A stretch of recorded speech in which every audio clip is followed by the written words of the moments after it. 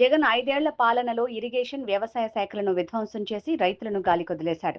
గత వైసీపీ ప్రభుత్వంలో కాలువలు, డ్రైన్లు, ప్రాజెక్టుల మెయింటెనెన్స్ పనుల మాటటుంచి కనీసం గ్రీజ్ కూడా పెట్టలేదు. పైన డయాస్, టెంట్, భారీ గేట్లు పెట్టుకుని ఆంక్షలతో రైతులను పరామర్శించిన వ్యక్తి జగన్. నాడు జగన్ రైతులకు ఇన్పుట్ సబ్సిడీ 20,000 నుంచి 16,000కు తగ్గించగా చంద్రబాబు హెక్టార్కి 25,000 పెంచి ఇవ్వనున్నారు.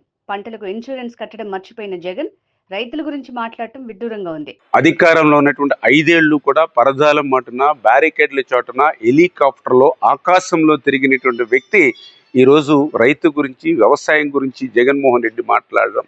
ఏదైతే ఆయన 5 ఏళ్లలో ఆ రోజు మనం చూసాం, రైతులు పంట పొలాల్లో నష్టపోతే ఆ రోజు వాళ్ళని పరామర్శించడానికి వెళ్ళినటువంటి జగన్మోహన్ రెడ్డి రోడ్డు మీద టెంట్లు వేసి, డయాస్ వేసుకుని, బ్యారికేడ్లు కట్టుకుని ఆ యొక్క రైతు నష్టపోయినటువంటి పంట ఆ యొక్క పనులను ఆ బ్యారికేడ్ అవతల నుంచి మరి ఆ రోజునట్టు ముఖ్యమంత్రి జగన్మోహన్ రెడ్డికి ఆ పనులు చూపించి, అంటే ఆ రకంగా రైతులను కూడా పరామర్శించినటువంటి జగన్మోహన్ రెడ్డి ఈరోజు వ్యవసాయం గురించి మాట్లాడుతూ ఉంటే చాలా చాలా విడ్డూరంగా ఉన్నటువంటి పరిస్థితి. ఆ రోజు ఇన్పుట్ సబ్సిడీ హెక్టార్కి 20,000 రూపాయలు ఉంటే దానికి 16,000కి తగ్గించి రైతులు మోసం చేసినటువంటి వ్యక్తి. ఇన్సూరెన్స్ కట్టడం మర్చిపోతే ఆ రోజు చంద్రబాబు నాయుడు గారు అసెంబ్లీ ఫ్లోర్ మీద కూర్చుని నిరసన వ్యక్తం చేస్తే రాత్రి 11 గంటలకి ఇన్సూరెన్స్ కట్టినటువంటి వ్యక్తి.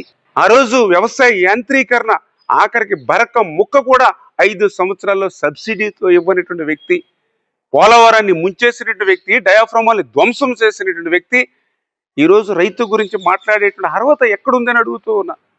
ఈరోజు ఆంధ్రప్రదేశ్ రాష్ట్రంలో యూరియా సమృద్ధిగా ఉంది. ఎక్కడైనా ఒక గ్రామంలోనో, మండలంలోనో ట్రాన్స్పోర్టేషను లేకపోతే ఆ యొక్క మండలంలో, గ్రామంలో ఒక్కసారిగానే ఒక్క రోజులోనే నాట్లు వేసినటువంటి పరిస్థితి ఉంటే, మరి అటువంటి స్థితి ఎక్కడైనా ఉన్నా వెనువెంటనే ముఖ్యమంత్రి గారు, మంత్రులు అందరూ కూడా ఎప్పటికప్పుడు సమీక్షలు చేసి ఏ ఒక్క రైతు కూడా ఇబ్బంది పడకుండా కేంద్రంతో పాటు ఎప్పటికప్పుడు సంప్రదింపులు చేసుకుంటూ ఇంత పెద్ద ఎత్తున రైతు కోసం పనిచేస్తూ ఉంటే అబద్ధాలను, అసత్యాలని ప్రచారం చేస్తూ, ఇదే అబద్ధాలు, అసత్యాలు మొన్న ఎన్నికల్లో మీరు ప్రచారం చేసిన మీ రాక్షస నియంతృత్వ పాలన నుంచి మీకు 11 సీట్లు మరి ఇచ్చి మీకు ప్రతిపక్ష హోదా కూడా లేకుండా చేసినా కూడా ఇంకా మీ అబద్ధాలు, మీ అసత్యాలు మాననటువంటి పరిస్థితిని ప్రజలందరూ గమనిస్తూ ఉన్నారు, రైతులందరూ గమనిస్తున్నారు.